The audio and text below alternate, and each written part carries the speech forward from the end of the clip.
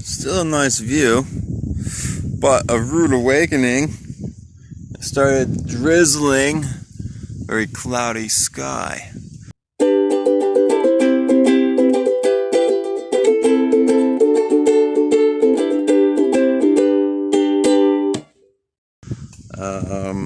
So I packed up in a hurry. Some of like my sleeping pad and stuff is a little bit wet, and now it's in there. I have to bring it. I don't know. I guess I'll unpack it at the shelter. It's only about a mile to the shelter, so I guess I'll just unpack it there and let it dry while I eat breakfast. Should be fine, but it was like woke up and we couldn't enjoy the view. And it's like it's supposed to be clear skies until Monday, but what are you gonna do? What are you gonna do besides pack up very, very fast? Here she is. This is the Maupin Fields shelter. There's the Malhar Trail that could have taken you around the big mountain. If you wanted to blue blaze it over here, it's got some waterfalls and stuff. It's probably a nice trail, but I chose the mountain. What I haven't seen is the first time I've seen a bear pole. So you throw your bag, you throw your hooks up there. You throw your, get your rope up around that, and then pull it up, and then you got a bear pole. Bear pole. Oh, it's even easier. It comes with a very long pole, so you can just reach your bag up there. That's nice. I always wondered about that.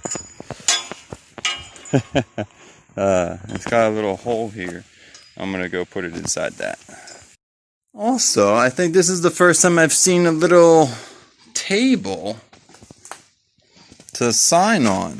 That's a nice little feature.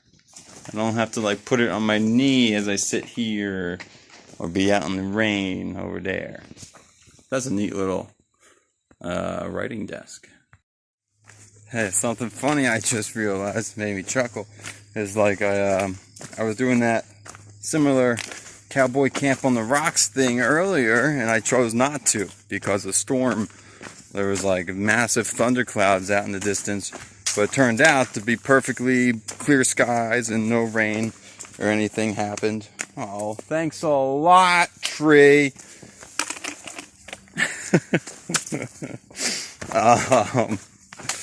Anyway, let's see. Oh yeah, and then nothing happened. And then this time I do it, and it's perfectly clear skies, and I wake up to clouds and drizzle. I was like, you can never know. You can never know. That I guess the weather changes. What is it, like 12 hours or 8 hours? I don't know what I'm trying to say, but I just think that's funny. I move when it's thundery and nothing happens. I stay when it's clear and something happens. That's kind of funny. Hey, I have funny stories. Just some occurrences when people like misremembered my name. So the first one, like, I tell them, I'm singing Hawk. And then, time passes and they don't quite remember it, and they're like, hey, someone said, hey, singing rock. And I was like, oh, I really like that. Singing rock. That's pretty cool. And it resonated with me. And I was like, well, I'm going to change my name to Singing Rock. Because it's just like rocks don't sing, and I think it's really cool to personify. The other thing I like about it is that how I identify with myself is that I'm very like a grounded person. I'm a very stable person, very rooted, very like earthy. So all of that is in rock. So I like that. Someone's a rock. I like to identify with myself in this way. Also, funnily enough, Hawk kind of has to do with my last name, Hawkstein. But also, my last name being Hawkstein is in like Old German or Old Dutch or something. It's Hawk as in hill and Stein as in stone. So it's like stone on the top of the hill. But stone and rock, very similar. So singing rock, like singing hawk, is aligned with my last name. So that was all just very interesting when she accidentally said that. I was like, whoa, I really like that. I'm still debating if I want to become singing rock or not. I've been singing hawk for a long time now, so that would confuse people. But I like singing rock. Anyway, maybe a different hike, I'll change my trail name. Maybe this hike I'll be singing hawk, and next hike I'll be singing rock. Anyway, someone else, very funny. I liked this one a lot. I passed by them and they heard that my name was singing hawk, and then a little while later, Indy came by them. She was behind me. And they're like, oh yeah, we saw your friend, Screaming Eagle. They turned singing hawk into Screaming Eagle. And that's just a very funny image. Screaming Eagle. I'm like, I love that name too. I want to be Screaming Eagle. It's just, I think that just brings a smile to many people's faces. Screaming Eagle. So anyway, these are just little funny name mix-ups that I enjoyed.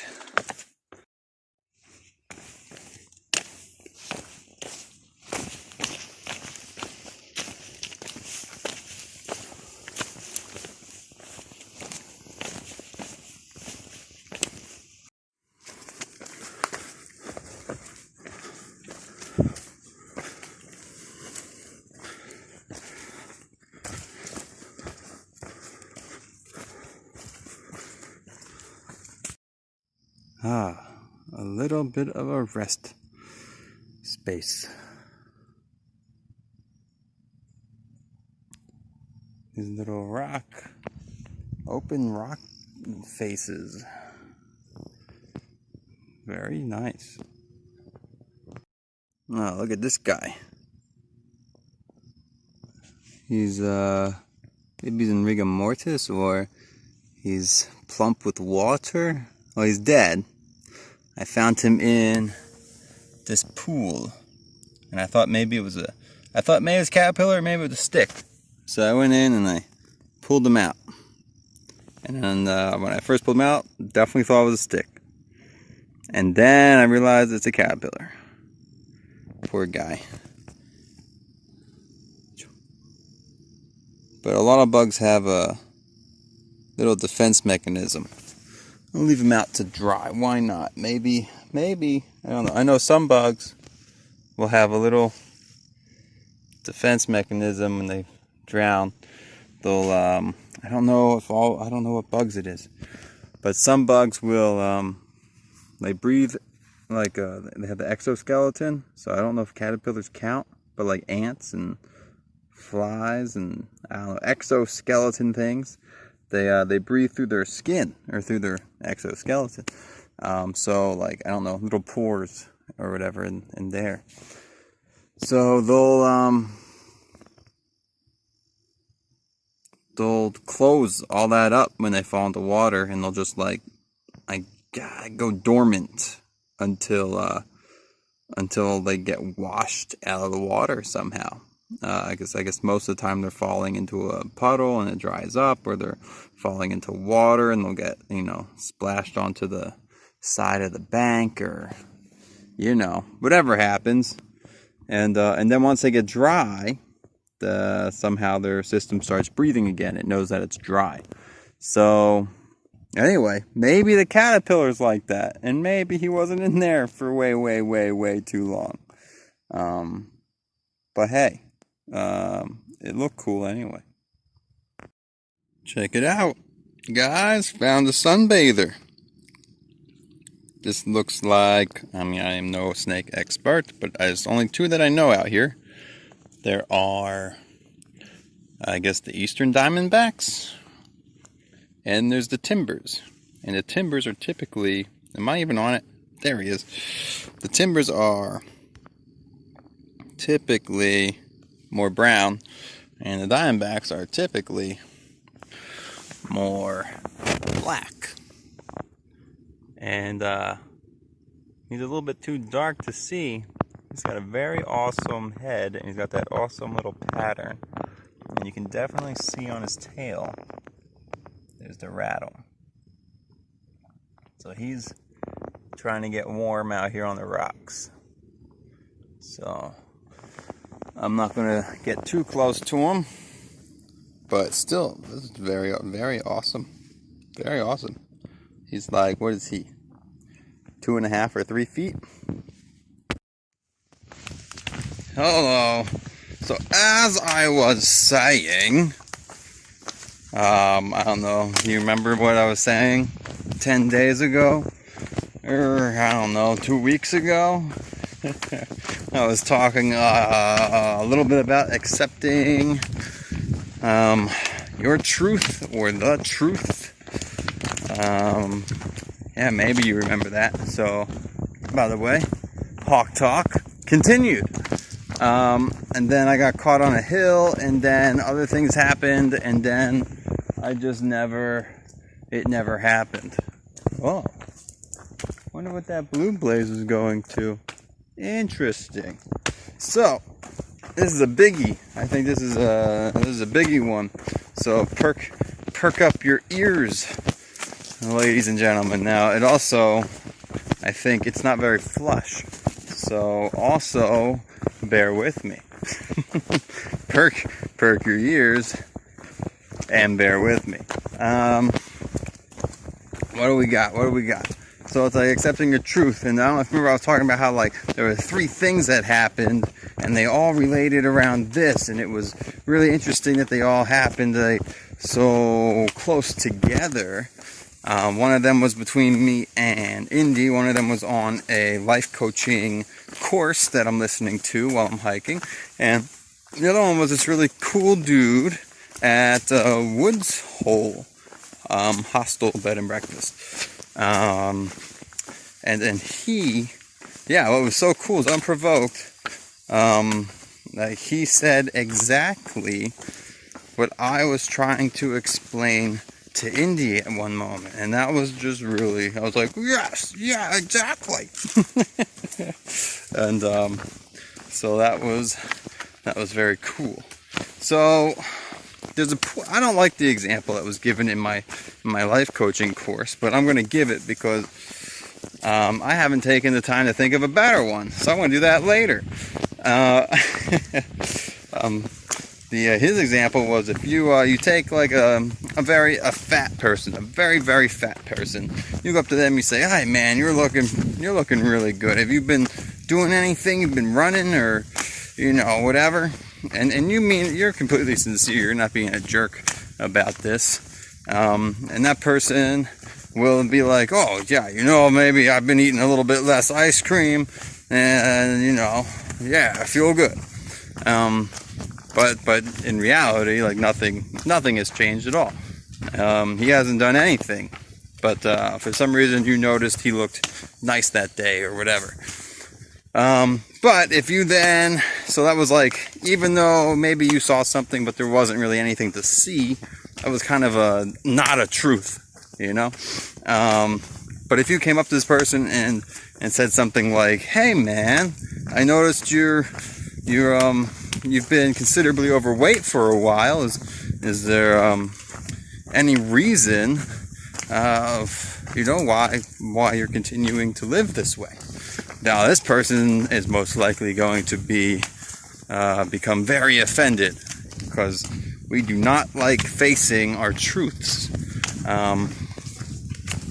And so that was one example. We don't like facing our truths. We like to be in our happy bubbles, our happy imagination land that we like to live in and think from. And so in this fairly extreme example of the very, very fat person, they like to live in their happy land where nothing is wrong with the way that they live. Like, I mean, nothing is wrong. I mean, like, but they're hiding from some truths about themselves. Like, I mean, in that scenario, there's some reasons behind the way that their lifestyle is, and they don't want to face up to that. And although maybe that's how they want to live, it's going to lead to health conditions and blah blah blah. But as long as they own up to that and they acknowledge these things, then they can either choose to change or not. So that's one example. Now let me see if I can get into the more nitty gritty that I was thinking, and how my short-term friend at Woods Hole was putting it.